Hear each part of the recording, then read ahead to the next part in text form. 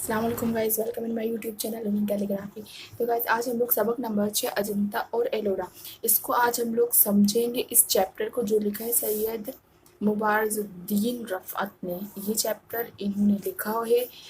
आज हम इसको समझेंगे। उम्मीद करते हैं आपको इससे पहले आज चैप्टर आपने नोट्स तैयार करके रख लिए होंगे उस चैप्टर के। और अगर आपने मेरे चैनल को अभी तक सब्सक्राइब नहीं किया है तो please guys subscribe my channel, और वीडियो अच्छी लगे तो प्लीज़ लाइक भी ज़रूर कर दीजिएगा। तो अभी हम इसको समझ लेते हैं, अजंता और एलोरा कि इस चैप्टर में क्या बताया गया है। तो जैसे कि आप नाम से समझ में आ रहा है कि अजंता और एलोरा, इस चैप्टर में हमें अजंता और एलोरा के बारे में बताया गया है कि महाराष्ट्र औरंगाबाद के करीब अजंता और एलोरा गार हैं, जिनमें उन्हीं से तराशी हुई मूर्तियां हैं।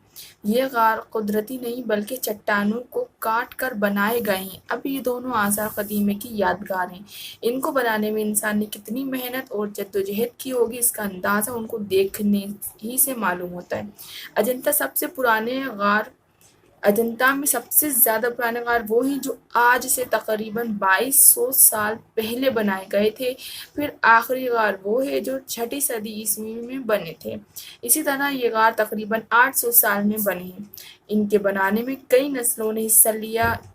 एक वसी हाल में महात्मा बुद्ध के पिछले जन्म की कहानियाँ तस्वीरों की जुबानी बयान की गई है।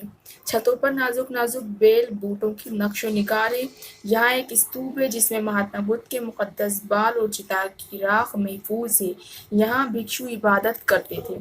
अजंता में तकरीबन 1000 बरस बड़ी पुरसुकून जिंदगी रही।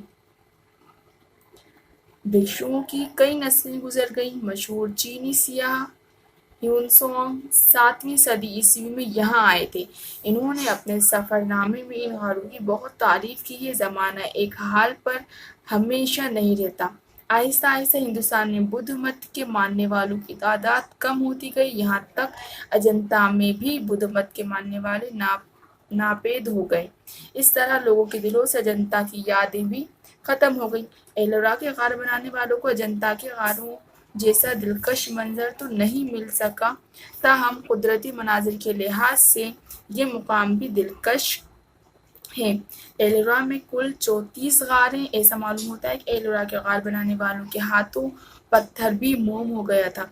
कैलाश का मंदिर एलोरा के गारों की जान है। एलोरा के मंदिर भी कई सौ बरस में बन पाए।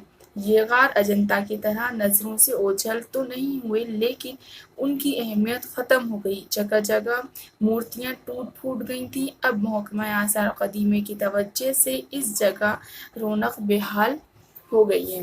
तो ये जो चैप्टर था अजंता और एलोरा के बारे में बताया गया था कि उसमें कितनी पुरानी पुरानी मूर्तियां हैं और गारें हैं जो उन लोग ने बनाई थी, और कितनी गारें हैं।